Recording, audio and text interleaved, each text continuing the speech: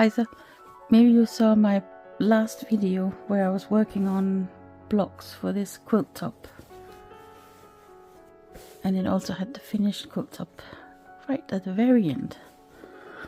So if you want to see what the whole thing looks like, just pop over and watch that video or skip to the end. So this is a gift for a friend, but I don't need to finish it just yet, so I'm not going to. I need to focus on other things, but I'm still quite obsessed with making these wonky log cabin blocks. So I made some more. So I made this pink one. It's not a quilt top. And I made this blue one. And these two are going to be cushion covers for our living room. As you can see, they're pretty big cushions. I think they're 60 centimeters by 60 centimeters, and that is what, about 24 inches. So yeah, pretty big. But that was just a nice excuse to sit and make some more log cabin blocks. So all the blocks start with scraps. And I think I mentioned that I want to keep up a system where when I have scraps, I'll just, or at least when they're quite small, I cut them into strips and then they're ready to, well, make something with. Probably wonky log cabin blocks, because that seems to be what I'm obsessed with.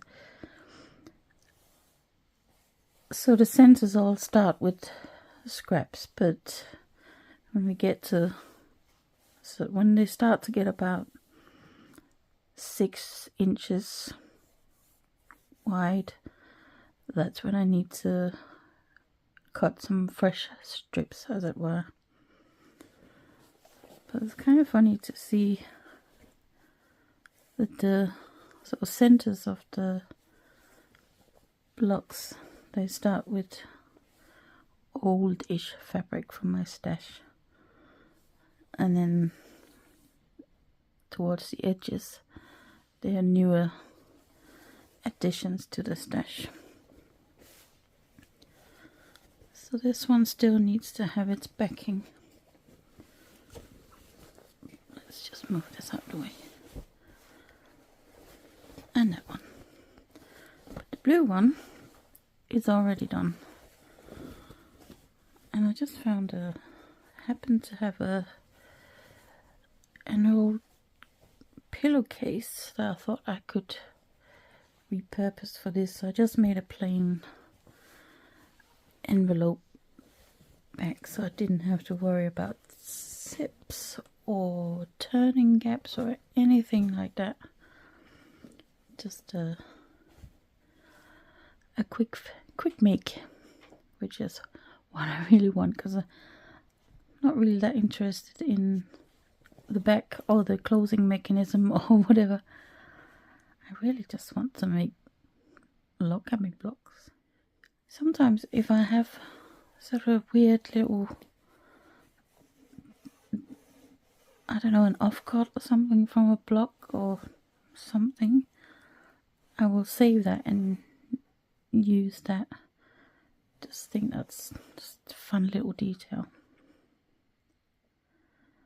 So all these blocks are just all over the place, but I have been thinking that next time, because I'm sure there'll be a next time, when I want to make some log cabin blocks, I might try to split them so that one side is light and the other side is dark. And then when I put them together, I can play with the placement so that it creates a sort of a secondary pattern in the quilt or whatever it might be that I would make with the log cabin blocks. many years ago, on one of my trips to visit my parents in Denmark, we went to a charity shop, and in that charity shop I saw a log cabin quilt.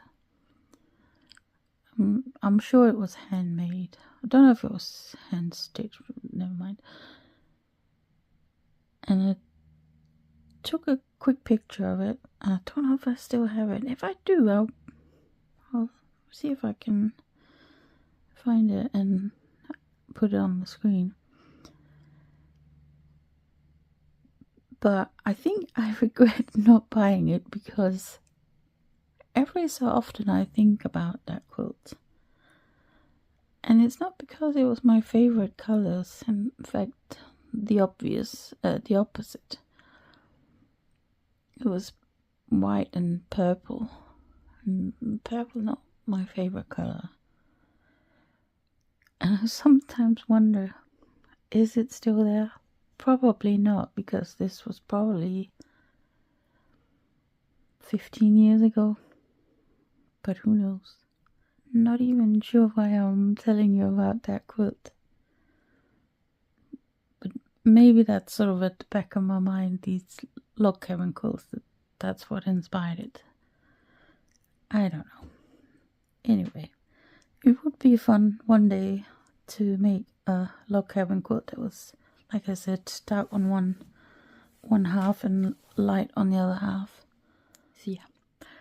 But for now, I have made these two cushion covers, and I think that sort of scratches the log cabin